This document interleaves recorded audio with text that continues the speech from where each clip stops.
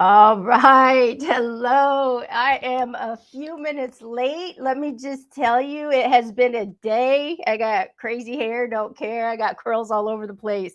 But we are back for another episode of Behind the Lyrics. This is actually episode 4, if you guys can believe it. But instead of moving on to chapter 4, we are going to jump ahead. We are going to jump ahead because today it's appropriate. We're going to jump ahead to chapter 11 that is titled Christmas Eve. And the song that we are going to go behind the lyrics is called Silent Night, Broken Heart. Now, first of all, if you are there, say hello. I got to get myself all situated. I'm not in my normal um, frame of mind, I guess you could say. I've got a big project going on that kind of popped up out of nowhere. So I'm kind of like, right? So if you are there, say hello. And one of the reasons that I wanted to, hey, Kathy, cover this chapter tonight, well, one of the other reasons is because, guys, it is Christmas time. But it doesn't mean that everyone is always holly jolly, merry, and bright, and life is perfect, and all is well in love and relationships, and everyone is hop, skipping, and jumping and twinkling to the lights, right? We got Gina on here saying, hey. So, yeah, I go deep. I go deep. Hey, Jamie. Hey, beautiful. I go deep into the stuff that is just that sometimes people don't want to go. And it's okay for it to be Christmas time and it to just not feel like Christmas time. That's okay. And this time of year for me, this is year 7. Okay. This is year 7 for me that on Christmas Eve, I took on the title of widow. And no, I don't attach myself to labels, but I'm sorry, guys, that's kind of one you don't really ever get away from. Hey, Latasha, good to see you, hon. You don't ever really get away from that. When you've become a widow, you've become a widow. And even though life moves on, today I'm remarried, I'm happy, things are good today, but nothing can take that experience away. Nothing is going to remove it. Nothing is going to change how it felt. Nothing is going to change the memories that it carries, like nothing. And chances are you've gone through something, maybe not the same experience, but you've gone through something difficult, and it's okay to say Christmas time is hard. So tonight we are going to cover the chapter Christmas Eve and the song Silent Night, Broken Heart. Now, if these are all my notes in here. If you have not gotten your book, okay, yes, I am plugging my book. Order the book. It's not a book that is like, hey, listen to me, listen to my story. This is all about me, me, me. This is about my experiences that God said, look at these experiences through the lens of his love. This is all about looking at your experiences. I actually tell you how to look at your experiences, how to step into your crowned truth, how to step into showing your crown, wearing it proudly. And chances are your experiences, they've hurt. They've sucked. They've stopped you in your tracks. They've dropped you to your knees. Chances are, yes, we've all been there. So this book is actually using my stories and my memories and my experiences as the example, but to help you step into looking at it through the lens of God's love for yourself. And when you do that, you will change your life forward. Those experiences, no matter how far back they go, no matter how young you were when you had them, chances are they're still there. And until you begin to look at them differently, will you be able to use them differently and move forward? Right? Kathy gives the prayers and the hearts. So If you haven't gotten this, I'm just going to say go to crownedbyfaithcollective.com. Okay, crownedbyfaithcollective.com, and everything's there. But as we get started with chapter 11, titled Christmas Eve, first let me know if you have gotten this book. Hi, Madi. If you have gotten the book and if you have read the chapter. I want to be sure that you all know that if you have questions at any time, maybe you read it, maybe you wondered something, or maybe I'm going to say something that's going to trigger a question. Maybe there's something that I'm going to touch base on that you wish you knew a little bit more. Ask me. Okay? Ask me. I will share it with you. I'm not here to, how do I want to say this? It's here to help. Okay? It's my experience and it's here to help. So I don't have anything to hide. I don't have anything to be ashamed of, and nothing hurts me so badly today that I can't talk about it. So I would rather you ask questions and let's dive into it. Okay. But what I am going to do, if you've not ever tuned into one of these types of shows on my episodes, I break down like a couple sentences out of the song, and then we go back and we read a bit of the paragraph, and I kind of just fill you in on what was really behind those words. Some are just 2 sentences, some are like the full chorus. Like, we'll just go through it. Okay. Hey, Jenny, good to see you. Kathy says, have book and read chapter. It touched my heart with my season. I love that. And again, guys, like I said, I really debated, do I dive into such a deep and heavy chapter? Hola, Yada Queen, on the night before, the eve before Christmas Eve. And the reality is yes, because here's something that I'm going to share with you that didn't quite like make it in the book. It's not really like a thing. But this was the day. This day was the day that I made the decision to turn the machines off. And I don't know if you guys have ever experienced something like that, but I didn't know what to expect. The doctors had kind of told me like you might hear some noises, or you might, hear this. And so I was expecting like the moment that they shut things off and they pull that tube out and like, all of that happened. I was expecting like some big commotion, and I was ready for the tear waterfall and the breakdown and the like I was ready for it, and I remember standing in that room, closing my eyes while they were getting ready to do all of this, because I didn't actually want to see them take the tube out and all of that. But I was like, I was prepared. This was the day. This was the day in my heart, in my mind, that I had set. And it didn't happen. He hung on all day long. This, and I'm just going to give you the warning. I'm going to probably get emotional because it was trauma day. It was traumatic. But this was the day that I thought was going to be the day that he would pass. This was the day that I signed the papers to turn the machines off. This was the day that I called his family out of state and said, we can't keep this going on any longer. And I hoped that they made it in town in time, but I just had to do it. We were doing no good for him. So this is the day that is really heavy for me. This is the day that was one of the longest days of my life, as I stayed in that room and just listened to the faint and shallow breaths until Christmas Eve came around, and then God took him. So this is a really hard day for me. This is the day that is like really hard. Christmas Eve gets a little bit harder, but this is the day that was so solemn. It was so silent because he was still here. But I thought he was going to go like that. I didn't know what to expect. So Gina says, I switched over Facebook, Sissy.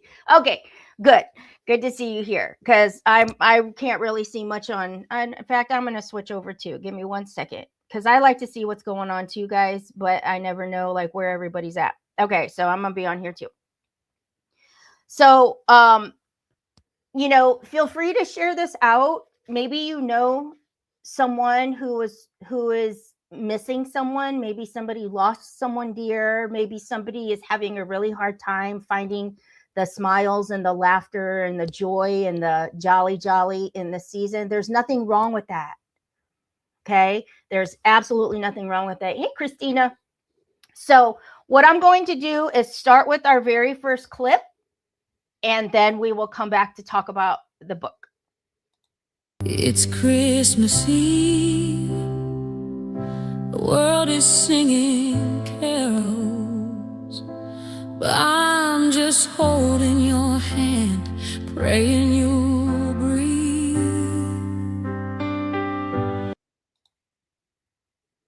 So the first lines say it all. It's Christmas Eve.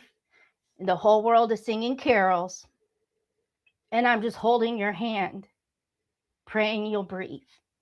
Okay, so that was this day 7 years ago, and it was all day long. So we go into the nurse slid a clipboard across the counter. The pen clicked softly against it, a small sound in the too quiet hall. I picked it up and my hand trembled. My name blurred as I tried to write it. How do you sign your name to goodbye? His body lay just across the hall, in the bed where we'd fought for his life for 25 days. I stood at the counter, bent over the forms, my mom beside me. The hallway was hushed, the faint hum of nurses speaking softly, papers shifting, monitors somewhere in the distance. So it was early in the morning hours when he did finally take his last breath. And there's nothing more surreal than realizing that you'd almost been holding your breath for like 25 days. Because if you guys remember, back on November 30th is when I said was the day of his heart attack. So I want you guys to even just like think about that for a minute. Think about November 30th. Think about like shortly after Thanksgiving. And think of all those days, everything that you've done, all the places you've gone, all the activities that you've had, like all of those days. And all I did was sit in the ICU until this moment. So it was exhausting. It was a relief. It was heartbreaking. It was so many complexity of emotions all in one that I remember having that panic moment after like it was all done and I signed these papers and they're talking about him getting picked up and funeral homes and this and that. And I just had to get out of there. I was like, I can't even be here any longer. So as hard as that is, and as much as this is my favorite time of year, I will never apologize for the fact that these are the memories that play in my mind year after year after year. They just do, and they always will. And that's okay. It doesn't mean I'm stuck. It doesn't mean I haven't, forgiven or moved on. And, when people say like, you just need to move on, it makes me crack up because it's like, how do you move on from something that completely changed your life? You don't. And every year it's going to pop up and it's going to replay. And that's okay. I accept that. I receive that. Christina says triggers. I know them very well. Absolutely. So here we go into a little part.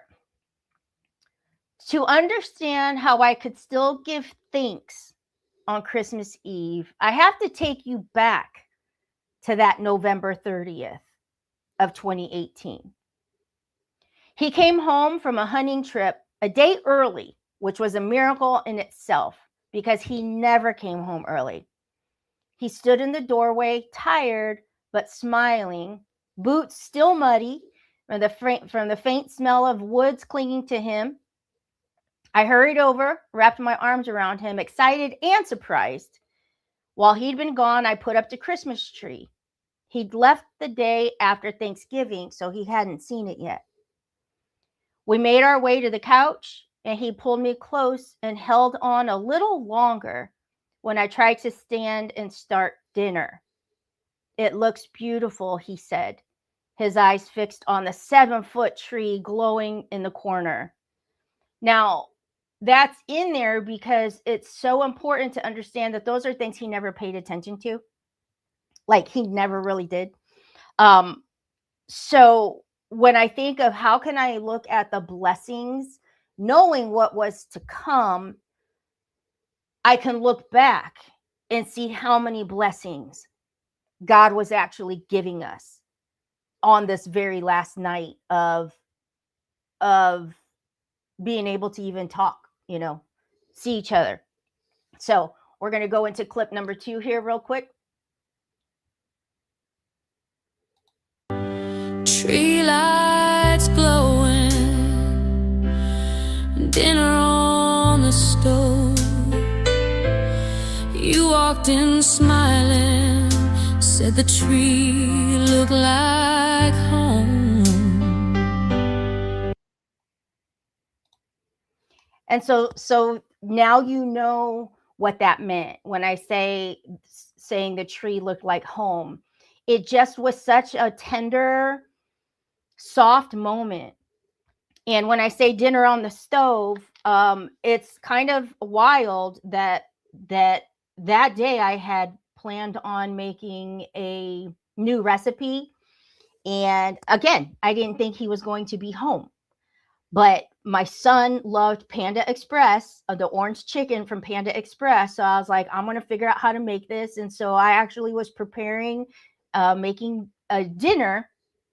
And, surprisingly, all 4 of us were able to sit at the table and have dinner together, which that never happens. You got 2 teenage sons. He was always hunting. He was always gone. So that just was very rare. So that's what I'm saying. Looking back, you can see the blessings and the gifts that God was giving. Now, I want to share this piece because many of you that have read the whole book or the whole story, just because it ended badly, just because I discovered another layer that broke my heart beyond his death, doesn't mean that these moments weren't what they are. In these moments, I didn't know any of that other stuff. And even if I had, it wouldn't have changed how I felt. So that's why this time of year is so complex. And if you don't know the rest of that story, it's in the book and we'll cover it later, but we're not going to talk about that part of it tonight. But that's why this is so complex for me, because you have anger and you have questions and, so much pain and so much hurt, but yet pain from the loss and pain from losing someone you love. I mean, all of it just hurts. It all does. And that's okay, because I can see things through the lens of God's love now. And that's why I share things like this, because it is so complex and it is so difficult, and you still have things to process. So if you are going through something that maybe you wish you were moving along a little sooner, or maybe you wish it wasn't going to hurt the way that it does right now, or maybe you wish that, you could have, would have known this or would have known that, I'm here to tell you that it's happening in the way that God chooses. And someday, in some way, shape, or form, you will be able to look back. And if you look at it through God's eyes, through the lens of his love, you will see the gifts in it. It doesn't mean that it doesn't hurt any less, doesn't mean that it doesn't suck, but you will be able to see it differently. And it's through that new sight that your life is different forward. So if you're in it right now, just keep going. If you're feeling it right now, just keep feeling it. Someday, in God's time, it will all make sense. Okay? So here we go. I didn't know then that ordinary could be mercy. That God sometimes tucks his miracles inside the moments we almost overlook.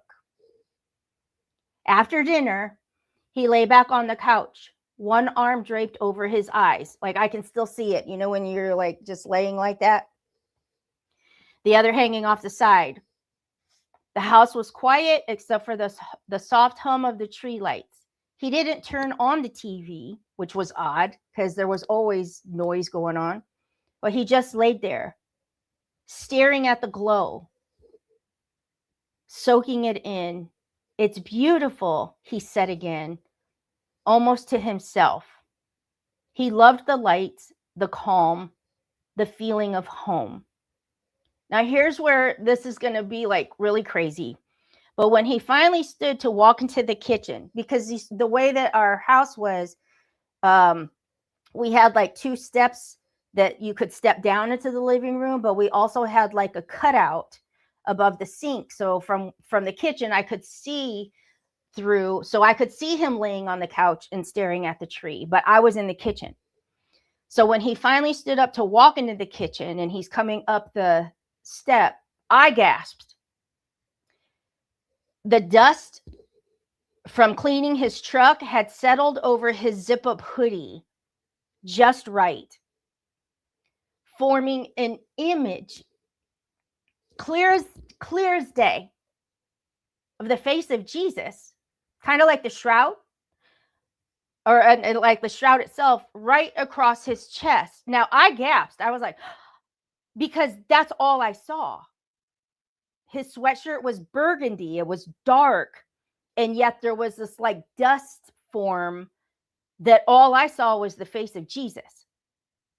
And I stopped in my tracks. I literally let out a, because it kind of startled me. So the book says, my gasp startled him. He was halfway up the step in the kitchen, one foot lifted, the other still on the floor. And he turned slightly, caught off guard. For a second, we just looked at each other. I said, let me take a picture. That's how clear I could see this. I said, let me take a picture. Any other time, he would have rolled his eyes, called me crazy, maybe told me no. But this time he didn't. He almost laughed, a soft, genuine sound. And something in his face changed. He saw my innocence, my wonder. And instead of brushing it off, he let me have the moment. He actually let me take a picture. And that is a blessing. That would have never happened before. And when I say my innocence and my wonder, it's because I truly was like, oh my gosh, like I see Jesus on your face. And I don't know what that would have sounded like to him. I don't know if that would have freaked him out or what, but it was the truth. And I literally took a picture.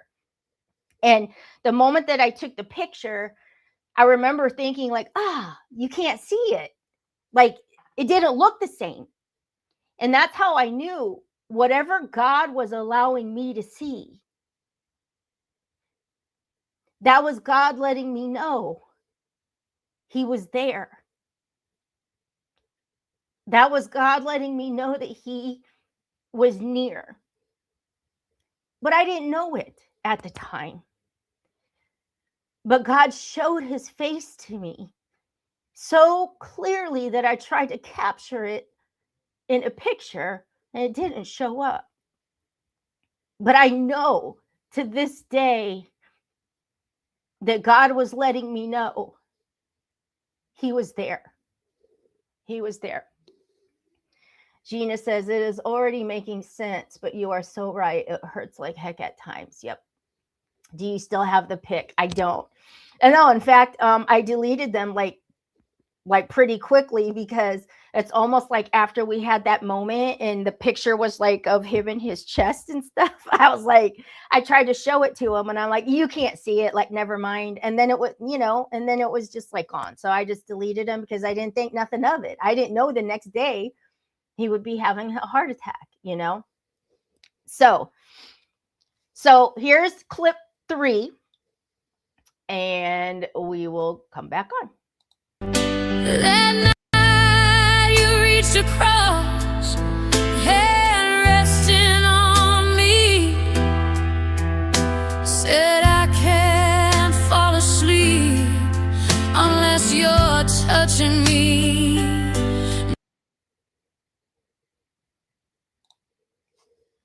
So here's what happened. I gotta wipe my eyeball so I can read. So when it says without him touching me, so that night we didn't just go to bed.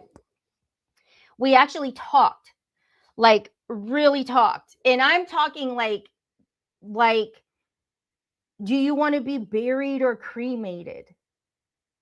That might sound so crazy, but that is literally what we talked about that night. And I said, I want to be cremated. And he said, no, I want to be buried. I want to be buried whole.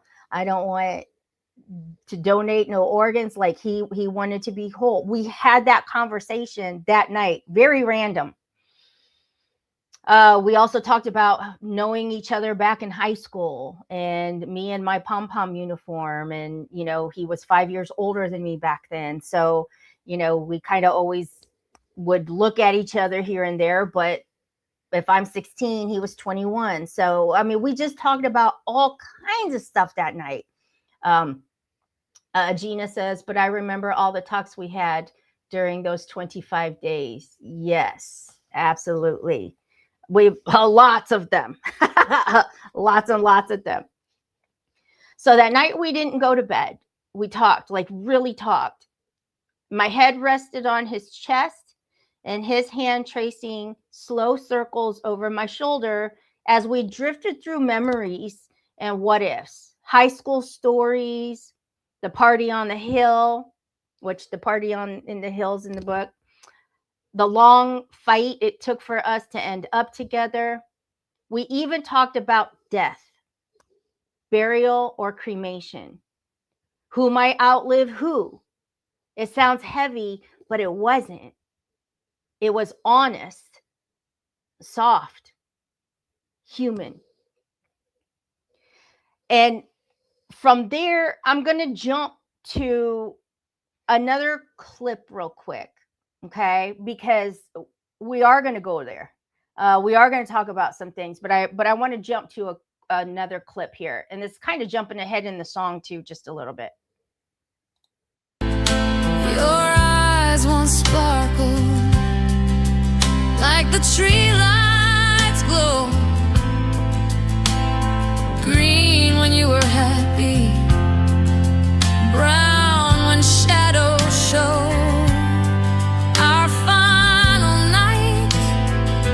Shimmered like they already knew, like your soul was quietly saying goodbye to. So I had to bring up the piece about his eyes because I always called them mood eyes. You guys remember those mood rings? You'd put a mood ring on and it would turn blue or purple or black. And then you'd have to read the card and it would tell you like, what energy was going on or what mood you were in that it turned that color. Well, his eyes were like mood eyes. And when they were green, like really green, it was, he was happy, he was calm, no stress. It was a good day. But if he was pissed off, or he was in his mood, or he was just being a jerk, or he was stressed out, they would get really dark brown. And it was the craziest thing. Many times I could just look at his eyes and just know, because many of like our relationship wasn't the best relationship. Very narcissistic, very toxic, very walking on eggshells, very up and down. So I would know a lot of times, just by trying to catch a glimpse of his eyes, what to prepare for, what the rest of my day was going to be like, based on his eyes. It was the craziest thing. But that evening, as we were laying there, it's almost like God gave us a gift. He gave us an opportunity to have that moment one last time together. And one of those things that you just never forget, because it's imprinted in your mind. But that evening, when I say it's like his eyes already knew, they were like a clear gray. Like they just reminded me of like this gray clear. Like I can't even explain it, but I remember at that time being like drawn in by his eyes, like I could see through them, or I had just never seen them like that before. So when you think about all of these things, looking back, that's when it's just like, wow, God does show us things. God does tell us things. But the way God works, we don't know these things ahead of time. And so when I talk about him laying things down gently, when there's so many different pieces unfolded, and I was able to look back, man, God was good. Man, God blessed me so much throughout all of those days, leading up to those days, directly after those days. Like God gave me a gift. And that's where sometimes the things that are difficult, and sometimes the things that hurt and that are hard, it's hard for us to understand, how can this be a gift?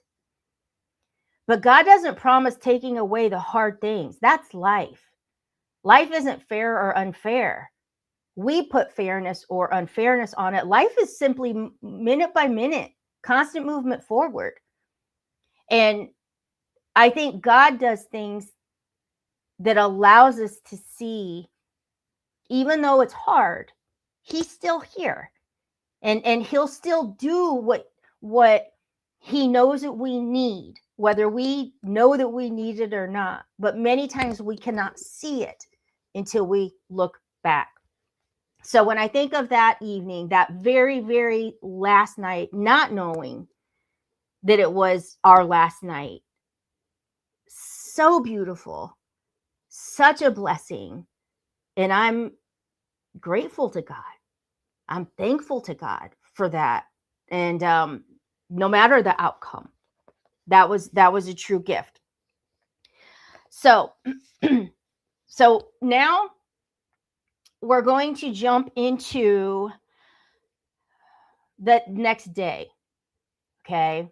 That next day, he's up, back at work. He owned his own business, was always up before I would wake up.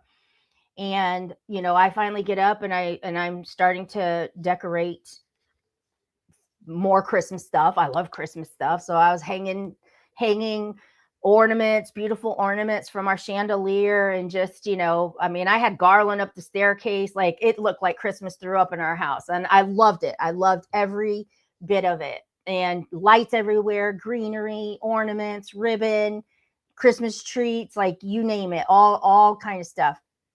And he had called that morning and said, hey, I'm going to come home around lunch. You want me to bring a breakfast sandwich? And I said, no, I'm good. I was good. I had my breakfast, drank some coffee. So, and some of this is in here. Okay. But he got home and said, I'm going to go take a nap. Okay. I'm going to go take a nap. And like I said, that step that we have from the kitchen to the front room, he was up in the kitchen. I was down in the front room, but I remember reaching up and giving him a little kiss. And then he walked back to the bedroom to go take his nap. And within that split second, just something, God, something told me, go back there and give him another kiss, go back there and give him a hug, do something. And so I had been wiping some things down for the chandelier and stuff. So I put my towel down and I walked back to the bedroom, and he was already laying down, and I went to kiss his cheek, and he didn't say nothing to me. And I'm talking to him, trying to, push him, and he's not talking to me. And I remember telling him, like, dude, quit screwing around with me. Like, you just got back here. I know you're not sleeping. And then something just felt weird, but I still didn't see. I couldn't, I still was thinking he was just messing with me. So I tried to tickle him under his armpit, because I thought this will get him moving, because then I was like, dude, if you don't quit screwing around with me, I'm going to call 911. I was like trying to tease him now, and he didn't move. And for the first time, that's when I actually realized he was laying face down in the pillow, but I didn't see it before, because I was kissing his cheek, or I just thought he was messing around. I thought he was screwing around with me and like pretending to just be face down. And so here in the book, it says, I pulled back and I pushed the pillow down, and I pulled it back and heard the strangest, most terrible sound, gasping that wasn't breathing. Panic surged. I dialed 911, my voice trembling, half begging, half commanding. My oldest son ran in. Following the dispatcher's instructions, we rolled him from the bed onto the floor. I threw open the French doors that led to our bedroom and waved toward the porch, trying to guide the ambulance in. Minutes blurred. The paramedics filled the room.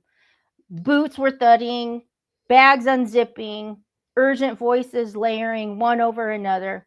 And I stood in the corner, clapping like a coach, shouting, come on, baby, breathe. Come on, baby, breathe. And 7 shocks, nearly 50 minutes on our bedroom floor. He kept fighting harder than anyone expected. At one point, a paramedic stepped out to talk to me. His face said more than his words ever could. They called for a second ambulance, he explained, because they needed more of a certain medication. He'd already been given everything they had.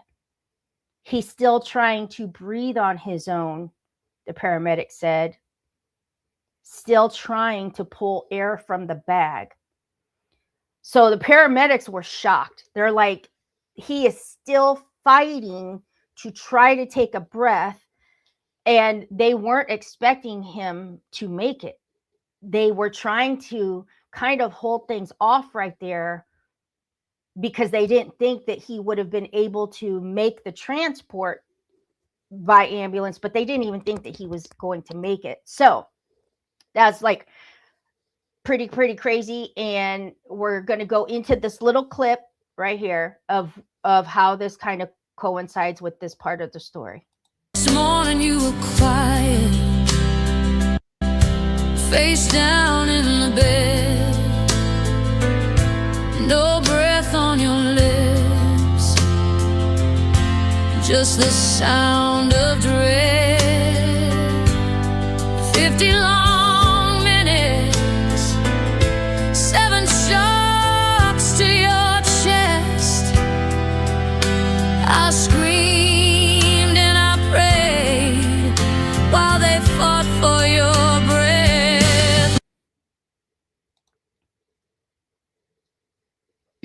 So you can see how those lyrics are direct. Like, this is my story. These are my words in these songs. And the whole part of, believe it or not, this song through Spotify and on YouTube is streamed a lot. And even though I'm very specific, 7 shocks to your chest, 50 minutes, you might not have to have those exact details in your life, but it's that fight. It's that push. It's that lingering. It's that heartache. It's that unknown. Those are the pieces that you can relate to. So when you hear this, mine is very specific because this is my story. These are my details. They did have to shock him 7 times. One of those times was even in the ambulance. They allowed me to ride up in the front because it turns out the paramedic, I knew him. We knew him from, back in the day. So he knew the both of us, all from high school time. So he let me sit next to him in the front seat, and I'm still in like shock, but in the back, they're still shocking his chest. They were still trying to get him to come back, only because he kept trying to gasp for air. That's why they kept fighting so hard. But we're talking, by now, over 50 minutes had gone by, and that's a long time. Like, that's a long time. So, and I will add, because it's in here. Somebody had asked before, his heart was actually in good shape, except for that widowmaker. That, what they call that main artery, it was 99% blocked, but the rest of the heart was clear. So what ended up happening was that length of time, that over 50 minutes, it started affecting other things, other organs from the lack of oxygen for that amount of time. So for 25 days, I lived in the ICU. My world shrank to beeping monitors, dry erase boards with care team and goals, styrofoam cups of coffee, and the soft squeak of an IV pole wheel, when they have to wheel everything around. Our second wedding anniversary passed with him unconscious in that bed. Our first had been me recovering from neck surgery, so not much of our marriage ever got to be celebrated. Then the stroke hit. Massive. Final. Hope thinned to a thread, then to a decision that landed in my hands. We turned the machines off. He breathed on his own for a few hours, the steady rise and fall of his chest, the only sound in the room. So yes, 25 days. And then he had a massive stroke that showed up. And that's when we knew, like, okay, we're done here. There's nothing else that can happen. So we're going to move into one more clip here. Now it's Christmas Eve and you're not coming home. Hospital halls replace mistletoe. 25 days of holding my breath till you slipped away.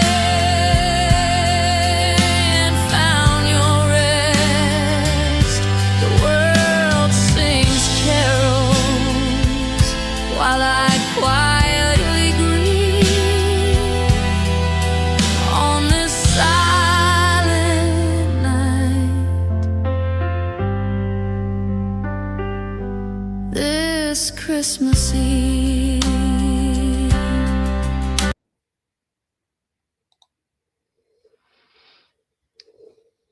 So it's just after 3 a.m. on Christmas Eve, and he took his last breath. Panic rose like a wave. At first, I was numb, then grateful to the nurses. Then suddenly, I didn't know whether to cry, laugh, or throw up. My chest caved and my throat closed in. The air in the room felt too thick to breathe. I couldn't stand to look at him laying there, still and silent. I had to get out. I stumbled into the hallway towards the nurse's station. The world around me muted and spinning. Then someone handed me the clipboard, papers, instructions. The nurse spoke gently about funeral home transport, about phone calls I'd be getting for arrangements and donor options, all about what would happen next. And it was all happening on Christmas Eve. Then, through the hum of voices and the scratch of pens, I heard it again, clear, familiar, his voice, those same words I once hated. Sometimes it's better to ask for forgiveness than permission. Now, I froze. It didn't make sense. He was gone, and yet I wasn't alone. Now, the reason this part is so important is because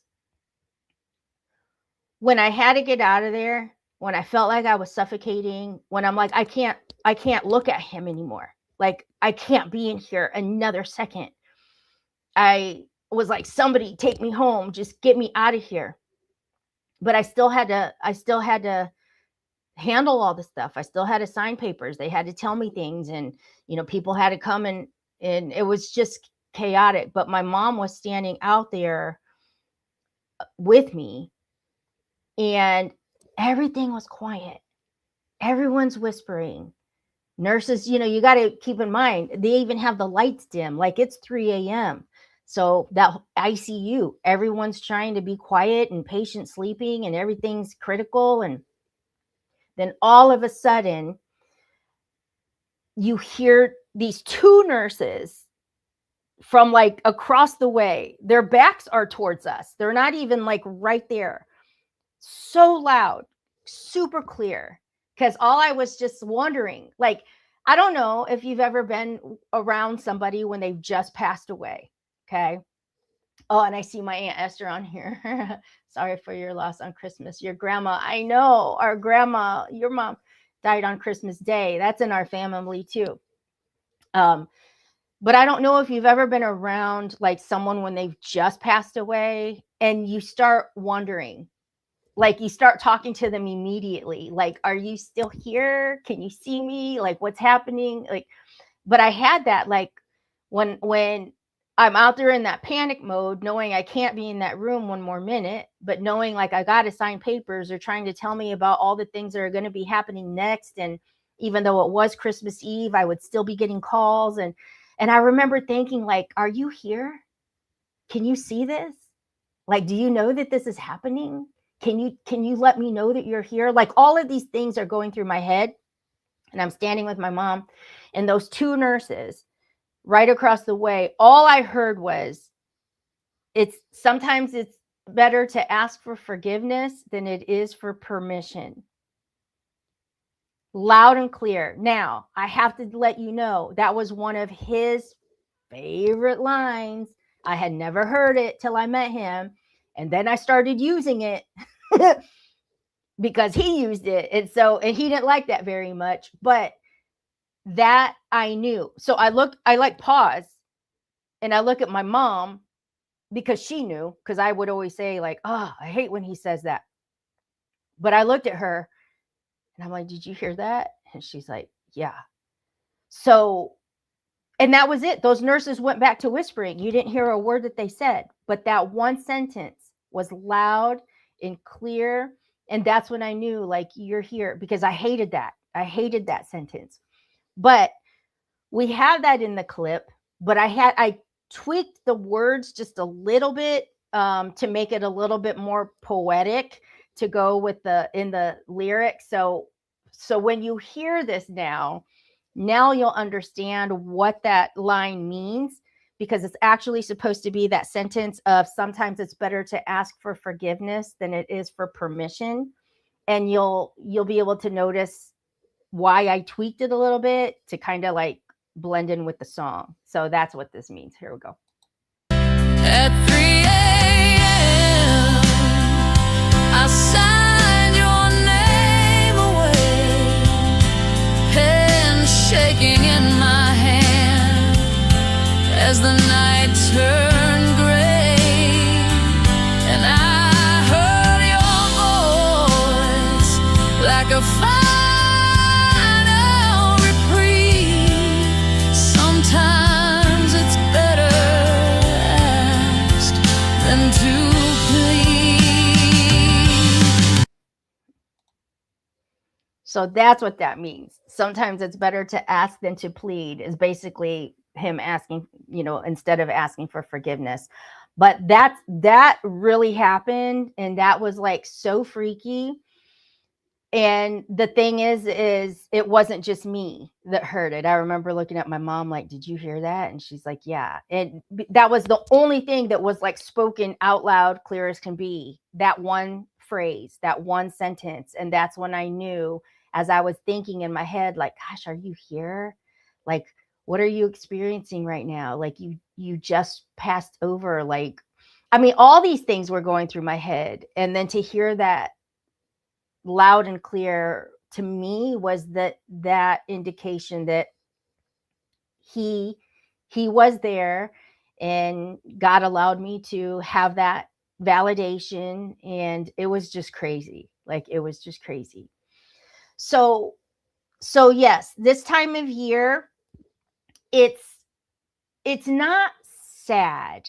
Okay, it's not sad for me anymore, but it's traumatic. Like, it's still it triggers your memories, it affects your mood, it takes you back to places. And it doesn't mean that you have to stay there, but it's also not good to try to force it away, or try to ignore it, or try to deny it. And that's the whole point by me wanting to bring this up tonight on this Christmas Eve, because it's a weird day for me. It's a weird day. My whole family was there. It was a quiet day. It was an exhausting day, but it was also his final day. And coming home Christmas Eve morning, it was tough. Like, I felt like a bad mom. There was no more Christmas in sight. I hadn't seen my dogs in like 25 days. I mean, there was just so much that was just left undone. And now you're home, and it's supposed to be like, everybody, Merry Christmas, Merry Christmas, Merry Christmas. And it was like, it's not a Merry Christmas.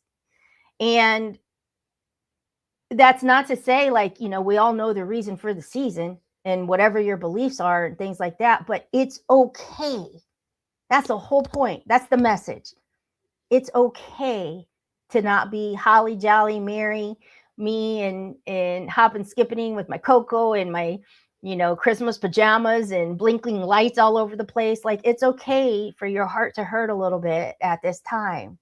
And it's okay to not want to be around people that, sometimes people get uncomfortable around somebody that is feeling low and down, or even just wants to be quiet. That can make people uncomfortable. And chances are it's because they're avoiding something. They don't want to go there. They don't want to tap into an emotion that is in denial. So I'm just creating the space to say, hey, Merry Christmas. It is it's a magical, it's a wonderful time of year. but it can also be a really, really hard time.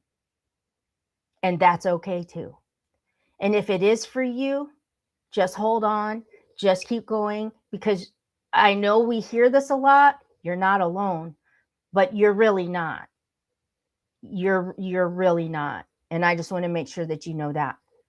So, like with every chapter, we're going to look at this through the lens of God's love. And then we're going to go into the crowned truth. And then once we do that, you will hear the full song as we fade out.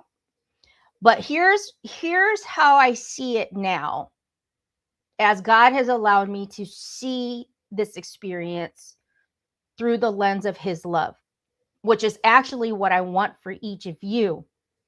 When you look at an experience that is difficult, or that might still linger, or that might pop up, okay?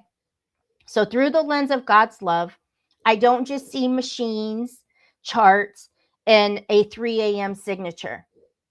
I see 25 days of small mercies, an ordinary dinner that turned holy, a doorway hug, a hand resting on my leg to fall asleep, a hoodie's dusty shimmer that looked like the shroud of Jesus. Heaven was preparing me long before I knew it. Through the lens of God's love, I can hold both truths at once: the ache of loss and the gift of presence. Love was not absent from my grief. It was woven through it. 7 shocks, whispered prayers, and green eyes that said everything when words could not.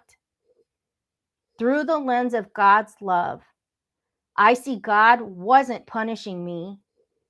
He was positioning me. Even on Christmas Eve, when breath left and paperwork waited, his whisper outran grief's scream: I am still here. And that's what God let me know. I am still here. Through all of this, I am still here. And so I need you to know that with whatever it is that you're going through. That's the whole purpose of this book, is to help you see things from God's eyes. And he is telling you, I am still here, no matter what. So in our crowned truth, and this is something that I had to learn, something that you've probably learned, or maybe you haven't yet. Life can change in a single breath. One moment, you're hanging ornaments, and the next, you're learning how to breathe again without the person beside you. Every hug matters. Every kiss on the cheek matters. Every I love you whispered in passing becomes holy. God's presence isn't just found in miracles that save. It's found in the ones that carry. He shows up in the details, even in the heartbreak, in the tug that sends you back for one last kiss, in the words that echo at the nurse's station, in the strength that rises when your knees want to give out. Grief may feel endless, but even in the valley of death, his presence is unmistakable. He is the God of the final breath and the one who meets you in the silence after it. Even when the unthinkable happens, he is still there, in the signs, in the stillness, and in the love that will not die. That is the crown truth. That is God's truth. So as we get ready to close tonight's episode out of Behind the Lyrics, and you guys have heard little snips, I do want to end with our prayer, and then I will just play the song and wish you a Merry Christmas. I know tomorrow is Christmas Eve, and just sending love and light your way for however you're feeling, whatever you are going through, whatever that looks like for you this year. So here's our closing prayer. Dear God, in the hush of grief, thank you for being the whisper that reminds us we are not alone. Thank you for the small mercies, dinners, laughter, tender looks, and the kind of moments we only recognize as miracles in hindsight. Thank you for the steady hand at our back when the room feels empty.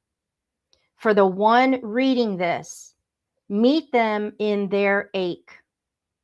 Hold what they couldn't say, lift what they can't carry, turn their mourning into strength, their heartbreak into hope, and let your presence fill the spaces where a loved one used to be. In Jesus' name, amen. So I hope that you got something out of this conversation tonight. I hope that if you have not gotten my book, Crowned by Faith, that you do. Not just because I want you to get a book of mine, but because there is so much love and message through this book, through God. I'm just the vessel. I just put it on paper. But what he needed to say through it, he just used me as an example. I'm no different than anyone else, but the love that is in this book is hard to explain. So as we wrap things up, I just want to wish you a Merry Christmas and thank you for tuning in tonight and for all of the love and support.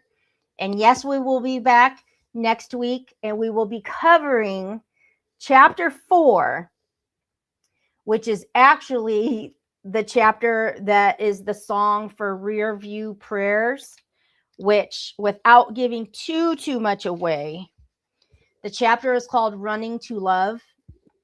And it's actually a song that kind of is written to my mom, but is about me running away at a young age. We'll kind of come back to where we were, but I really wanted to jump ahead to Christmas Eve, chapter 11, because it's appropriate, because today was the day that it all happened. So I love you too, sissy. And here we go.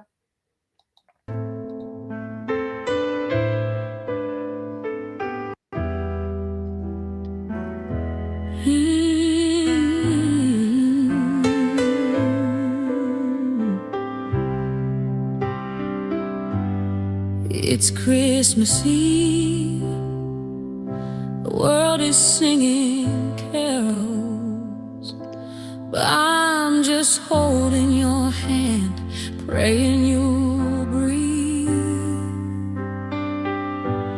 Tree lights glowing, dinner on the stove. You walked in smiling, said the tree looked like home. That night you reached across, hand resting on me, said I can't fall asleep unless you're touching me. Next morning you were quiet, face down in the bed. No breath on your lips, just the sound of dread. 50 long minutes, 7 shocks to your chest. I screamed and I prayed while they fought for your breath. Now it's Christmas Eve.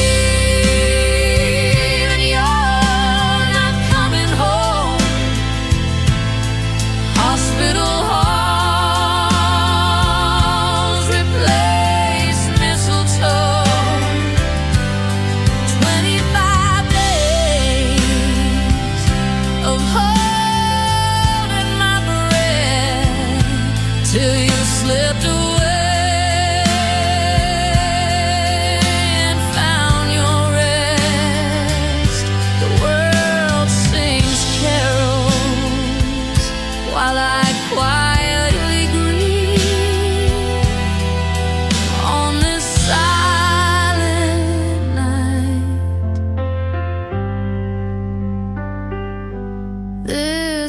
Christmas Eve.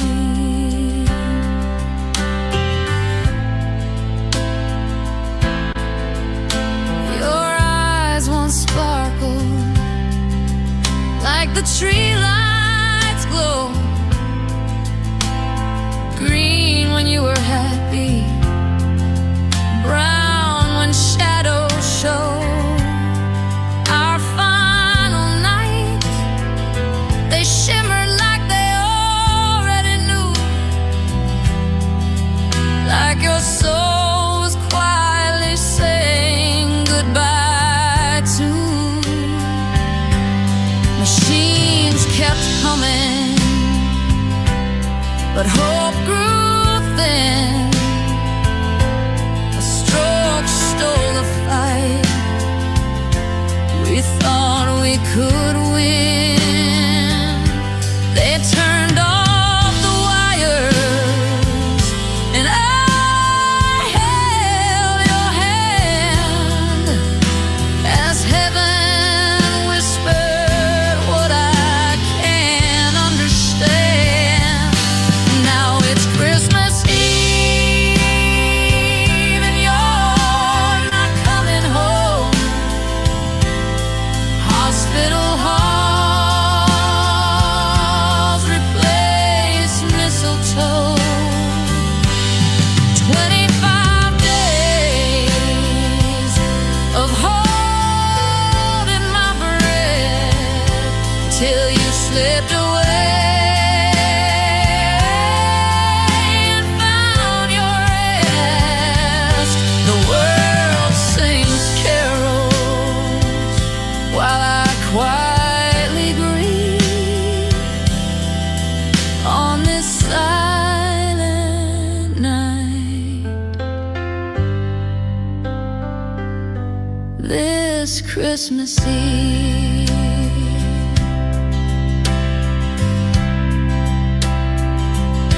At 3 a.m.